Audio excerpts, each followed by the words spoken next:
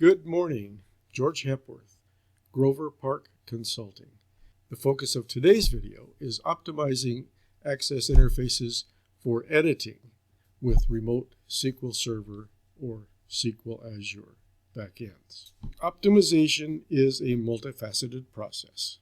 It can include everything from appropriate indexing to tuning your network connectivity, some specific things that you can do in Access, all of which contribute. This video focuses on implementing an interface to minimize the number of records your application has to move across the network in order to add, update, or delete existing records. The sample access database I used in this demo is based on the Lander Trail Foundation's mobile library. The Lander Trail Foundation has a current catalog of approximately 1,900 and some titles. I believe the exact number is 1,929 published books in their catalog, plus another unknown quantity of unbound material, handwritten letters, manuscripts, and that sort of thing. Just under 2,000 records is large enough to illustrate the principles I wanted to call out in this video, but it's not so large that it will negatively impact performance in a way that would make the video drag. So I think it's a good number to work with. By the way, I wanted to point out that the term mobile in the title of this application reflects the fact that this is one of two interfaces. The companion interface is actually a mobile interface written with Power Apps, which runs on a tablet, a smartphone, or a browser. Both interfaces connect to the same hosted SQL server out in the cloud where the data resides. You'll notice the performance here reflects that cloud location. It's not instantaneous, but because of the way it's been optimized, the database responds very quickly with 2,000 records. I want to leave the books page, reinitialize it. When the books form loads, it loads with 0 records in the combo box to select publications. It loads available categories. It loads with a filter for get none. I used the hash mark to indicate get nothing. And the wildcard is the SQL Server wildcard, the %sign. So when it initializes, only the catalogs drop-down or combo box has records in it. The publications combo box is empty, and of course there are no records in the forms record source. This minimizes the pull from the SQL Server backend. If I select the all wildcard, then the publications combo box populates with 1,929 of the current records. I'm going to do that again to demonstrate the relative speed.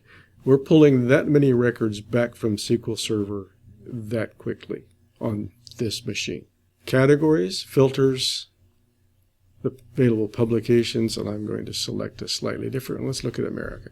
There are 4 books in our catalog which have been categorized as something as part of a broad category called America. If I filter again by the get none, then it reflects that in this combo box. And nothing we have selected yet updates the forms record source, and that's the key component here. We can do quite a bit of basic searching before we ever ask the form to load any records at all.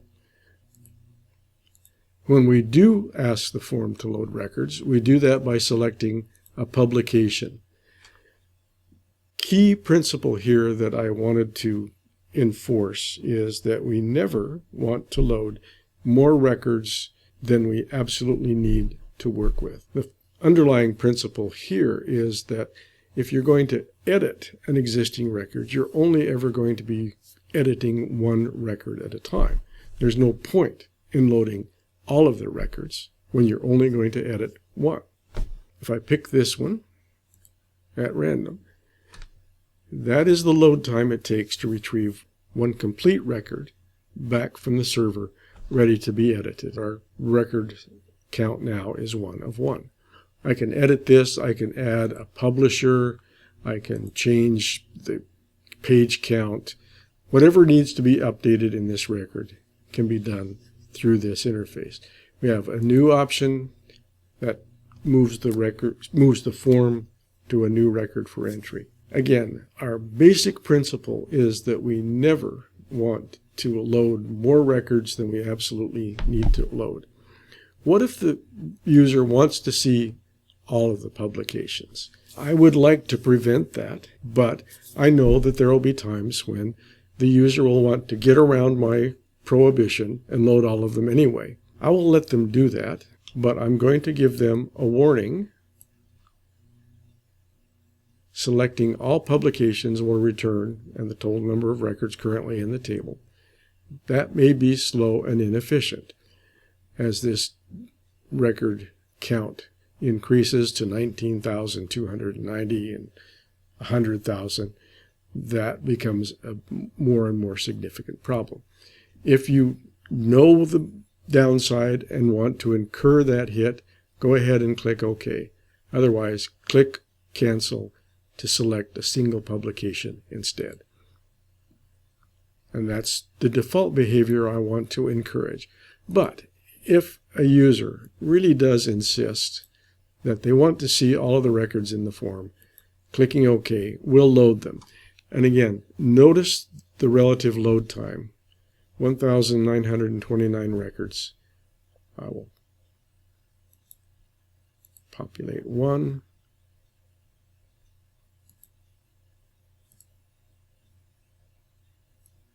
And accept all.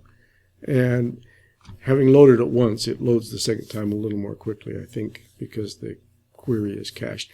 But you can see that this is usable performance for a client-server based or local access remote SQL Server based application. As you add more records and more users, that performance will probably change. Let's look quickly at some of the tricks I implemented here to make that happen. I'll close the form, open the navigation pane, select or edit publications form, open it in design view. The combo box, which does the filtering for the form's record source, is the publications selection combo. It has 3 events associated with it. The first is just to requery it whenever I enter it. The 2 that matter most are the before and after update events. I use the before update event to verify or validate the user's selection. And then in the after update event, we execute whatever request the user has passed in. Let's go ahead and look at the before update first and then the after update event. The before update event either creates or updates the value of a temp var called LNG publication ID. The value for this temp var will be the currently selected publication in our select publication combo box. If the user has selected all publications, that value will be 0. And we wrap it in NZ to ensure that we get some non-null value. If that publication ID temp var is 0, meaning the user has asked for all publications, we show them a message box asking them to confirm that this is indeed what they want to do. They want to load every single record in the whole table into this form. That could be slow. Click OK if you really want to do it. Click Cancel to select a single publication instead. If the user clicks VBOK, then we're just going to drop to the end of our procedure and move on to the after update event. However, if the user selects Cancel, we're going to cancel the update. No update will happen. We're going to undo whatever they have selected, revert back to the prior selection. We're going to call this sub, which resets the pass-through query, which provides records for the row source in the combo box select publication. If you want to see how that works, I will refer you to the companion video I did, which discusses how the interface works. And I'll put the link in the description to help you find that. Then I set the value of publication ID to a non-valid selection. 0 plus all of the positive numbers are valid. That ensures that no records are going to be dumped into my forms record source. If the user has selected VBOK, of course, we will move on to the after update event. The after update event has one task, and that is to requery the form to update its record source. Now that record source will be filtered by whatever we have just selected in this combo box. If we have selected 0 and accepted 0, we will see all of the records in the forms record source. When we requery, if the user has selected a single publication ID, that requery will populate the forms record source with a single record. Most of you are probably anticipating that I'm doing that with the classic parameterized query, and in fact I am. What may be a little bit different is the way I have gone about doing that. Let's look at that next. We need to see the record source for the form. Selected it here. We'll edit it, move the property sheet out of the way. Right now the query is filtered to return 0 records. Let's see how that happens. This is a technique I have used for many years to apply variable filtering to queries. In a regular parameterized query that you might be familiar with, the filtering will be against a control on a form which is populated with the same record, the same field in the record that we want to filter against. In this case, we want to filter against publication ID. In this method, we can filter either to show all records or one selected record.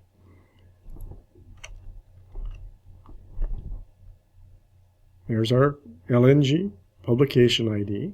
If the value of tempvar's LNG publication ID is 0, we return 0. If the value is non-zero, anything else, we return the publication ID for the current record. So this means that we're filtering against either 0 or one specific publication ID. The criteria is we match anything in this in clause. If it's 0, we match. So 0 will match 0, and that is 0 equals 0, return everything.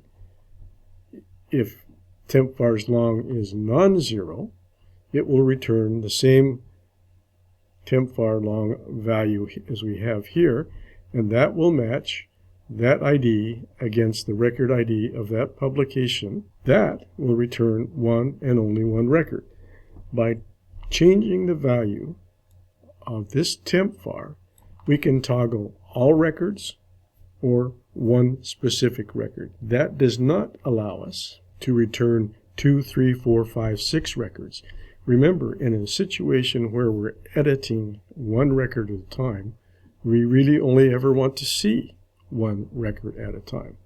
That means our form has a record source which consists of one record at a time, except for that extremely unusual situation where a user says, "Give me everything." This technique has worked very effectively for me in a number of databases over the years, and it works especially well here. For a final wrap-up, let's just close the form, reopen the menu, minimize the nav pane, select Books, select all publications, and we'll say go ahead and say yes, we'll get them all. We'll look at the query. In SQL view, we can see it better here. There's our publication ID equal to 0, returning all records. If we select one single record,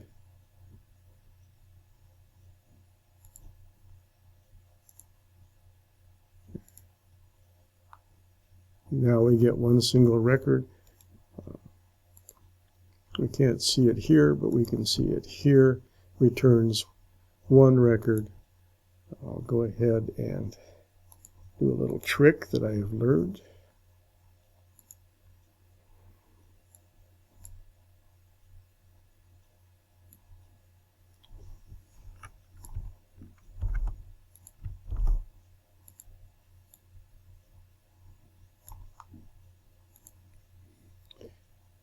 And you can see that our publication ID is 259 and our temp var publication ID is also 259. So we're matching on that single record. That should wrap up our discussion. At the risk of overkill, I'm going to repeat, the goal here is always to minimize the number of records we drag back from the server. There's a lot of complex filtering, and if you want to see how that all works, I'll put the link to the companion video that talks more about the selection criteria that manages these two combo boxes and the first initial letter filtering. The key thing we want to take away from this session is that when a user needs to add a new book, edit an existing book, or delete an existing book, we want to go to the server and get the record for that one book. Because I'm a nice guy, I allow them to select all publications if they really, really want to. As I said in the other video, I would probably actually disable this option in most production databases and not even let users do this. But that's a very specific case-by-case decision that should reflect what your users need and want. With that, I think I'll wrap it up today. I hope you have found something useful or interesting in this video. And if so, hit the like button. Let me know you liked what you saw. Don't forget to hit the bell to subscribe so you'll see the next video I drop, and I'll see you next time. Thank you.